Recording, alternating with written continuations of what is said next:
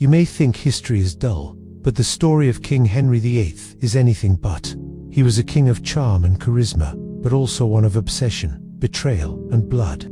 His relentless desire for power and a male heir would forever change England and leave a trail of wives, rivals, and enemies in his wake. Henry was born on June 28, 1491, at Greenwich Palace, the second son of King Henry VII and Elizabeth of York. England had just emerged from decades of brutal civil war, the Wars of the Roses and Young. Henry grew up under immense pressure to secure the new Tudor dynasty.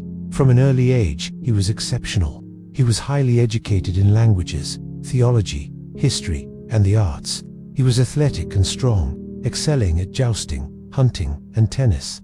He was charming and intelligent, but he also displayed a hint of the authoritarian streak that would later define him. When Henry VIII ascended the throne in 1509, at just 17 years old, England welcomed a young, handsome, and energetic king. His early rule focused on chivalry, grand tournaments, and diplomacy, but destiny had much darker plans for him. Henry's first marriage was to Catherine of Aragon, the widow of his older brother, Arthur. This was a political move to cement an alliance with Spain. Initially, their marriage seemed happy, and Henry respected Catherine deeply, but after years of marriage, Catherine had only given birth to one surviving child, a daughter named Mary. She had failed to produce a male heir. The king's obsession with securing the Tudor line grew, and soon he became infatuated with Anne Boleyn, a cunning and ambitious lady-in-waiting at court. Catherine, a devout Catholic and a queen in her own right, refused to agree to an annulment of their marriage. This set Henry on a collision course with the most powerful institution in Europe, the Catholic Church.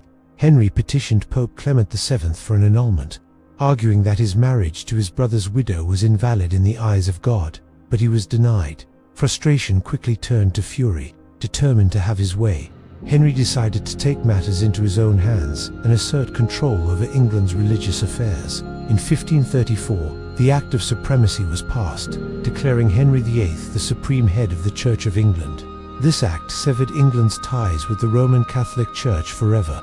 Freed from the Pope's authority, Henry secretly married the now pregnant Anne Boleyn, forever changing England's religious and political landscape. Henry's life became a dangerous game of love, obsession, and death. His 6 marriages are the stuff of legend, often summarized in a grim little rhyme.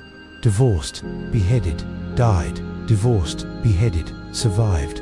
First was Catherine of Aragon, his wife for 24 years. She was annulled, or as Henry saw it, divorced, and cast aside. She was the mother of his first daughter, Mary I. Next came Anne Boleyn, the woman for whom he had defied the Pope.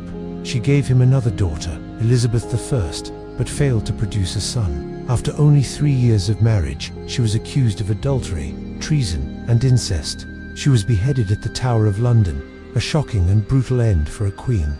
His third wife was Jane Seymour. She finally gave Henry his long-awaited male heir, Edward VI. Tragically, Jane died from complications shortly after childbirth. Henry called her his true love and was buried beside her. Wife number 4 was Anne of Cleves, a political match from Germany. Henry took an instant dislike to her appearance, famously calling her the Flanders mare. Their marriage was annulled after just 6 months. Next was Catherine Howard, a young, beautiful, and flirtatious cousin of Anne Boleyn. Her youth and vivacity captivated the aging king, but her past and her behavior at court caught up with her. She was accused of adultery and, like her cousin, was executed. Finally, there was Catherine Parr, his 6th and last wife, a widow who had been married twice before. She was a kind and stabilizing influence. She survived Henry, cared for him in his declining years, and acted as a compassionate stepmother to his 3 children. Henry's court was a place of constant fear and intrigue.